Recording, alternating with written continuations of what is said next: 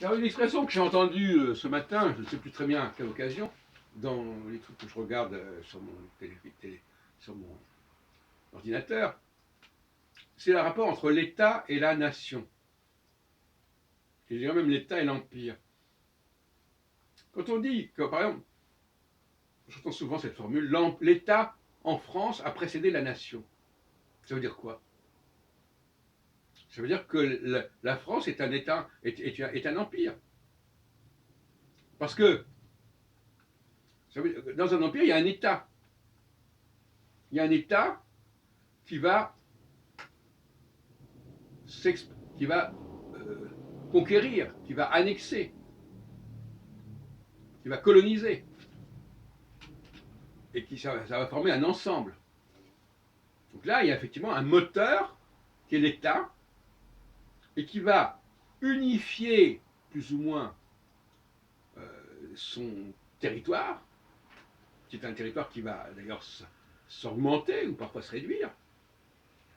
Et donc on voit bien, quand on dit que l'État précède la nation, au fond c'est une vérité absolue.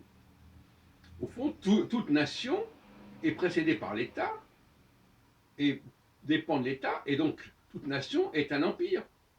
Un empire qui a pu régresser, un empire qui a pu avorter, mais un empire. Même les nations apparemment les plus homogènes sont souvent constituées d'éléments disparates qu'on a rassemblés. Parfois qui parlent des langues différentes, parfois qui ont des religions différentes, et parfois qui ont des ethnies différentes, etc., etc. Et c'est ça l'empire. Et aujourd'hui, les gens, au lieu de penser selon le modèle impérial, et la laïcité, c'est bien l'idée de l'empire, c'est-à-dire qu'il faut faire cohabiter des différents. Si tout le monde est pareil, il n'y a pas besoin de laïcité. Et d'ailleurs, si Louis XIV a révoqué l'édit de Nantes en 1685, c'est parce qu'on lui avait dit que la France était devenue homogène, et qu'il est donc plus nécessaire de respecter la laïcité qui avait été posée plus ou moins par l'édit de Nantes en 1598. Donc quand on commence à parler d'unité, on met en question la laïcité, puisque puisque tout le monde est d'accord, pourquoi continuer la laïcité, hein? C'est dans la logique du raisonnement. Voilà.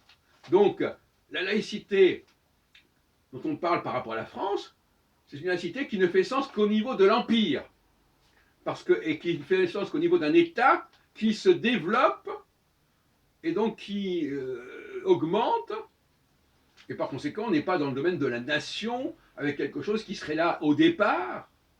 Ce qui ne veut pas dire que je ne crois pas qu'il y a des choses qui ne soient pas là au départ, concernant notamment les Juifs, mais d'une manière générale, la plupart des nations sont des constructions complètement artificielles. Et c'est le génie des politiques de leur avoir donné une apparence d'unité.